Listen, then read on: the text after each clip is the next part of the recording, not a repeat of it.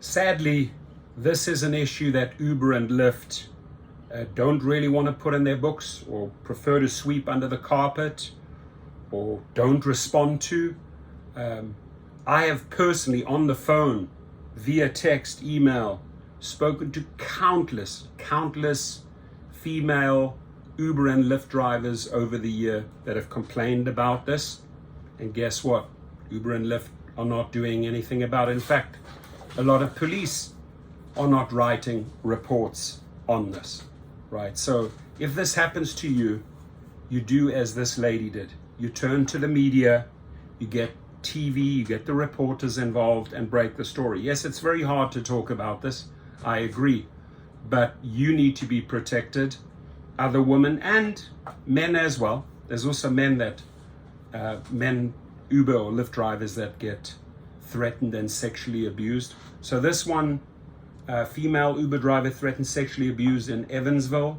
A 20-year-old Evansville man is being held in jail on no bond. It's great. After he allegedly sexually abused an Uber driver. Saturday morning, shortly after 3:30, officers responded to Taco Bell on Van Avenue after receiving a sensitive incident report. Officers arrived and spoke with the victim, an Uber driver who was sitting in her car in the parking lot. While driving to her destination, the victim says the customer allegedly climbed from the back seat into the passenger seat. The victim told police that she believed the suspect, later identified as Kyla J. Ellison, was on drugs.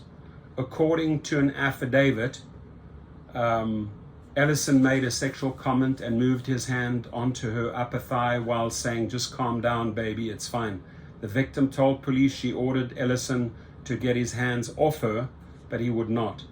After arriving at the destination, Ellison allegedly started looking around her car and said that he wasn't going to leave without having a gun. Police say the victim told Ellison she did not have a gun, but he kept searching for one anyways. Ellison eventually got out, but before doing so, he took the victim's half-drunken energy drink and a Walmart bag full of candy, according to police. The victim called her fiancé, at which point Ellison allegedly said, "What are you going to do? Call 911 on me? If you call 911, I'm going to F you up." He then closed the door and left the area. Officers found and detained the suspect, who was later positively identified by the victim. Ellison was booked into the Vanderburgh County Jail on charges of sex crime, sexual battery, criminal trespass, intimidation, and theft. Right? Well, thank you very much. The police acted on it. Probably gave this information to the media, or the media contacted the police to get the report. So the job was done correctly here. The sad thing is this should not have happened to this lady.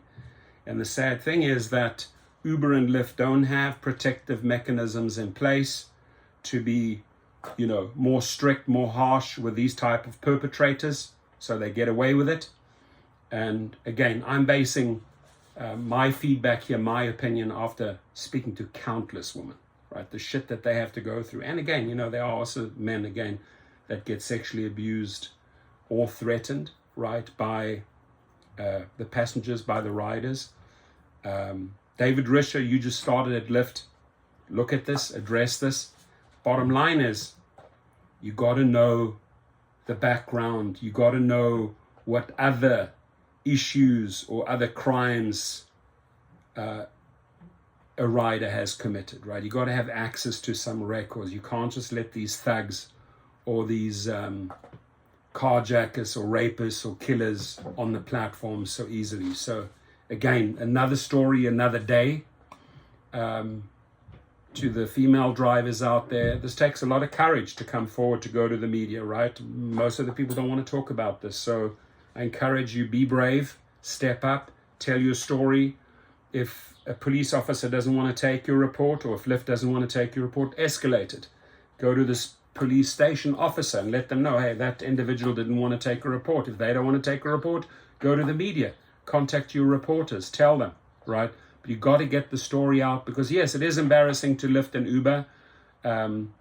It's extremely hurtful, damaging, and a lot of PTSD for the drivers, female drivers, male drivers, and because they sadly don't report on these, and just, you know, there's only a fraction of the stories out there, right? Fraction. We need to be more aggressive about the reporting and coming out on these stories. Your comments, please. Thank you. And again, I'd really appreciate some feedback from female drivers and male drivers on this. If you were threatened, if you were sexually abused in the past by a passenger and you didn't get the cooperation from Uber or Lyft, or you didn't get the cooperation from the police, let's put it out there. So at least you have it on the record in the comments in this stream. Thank you.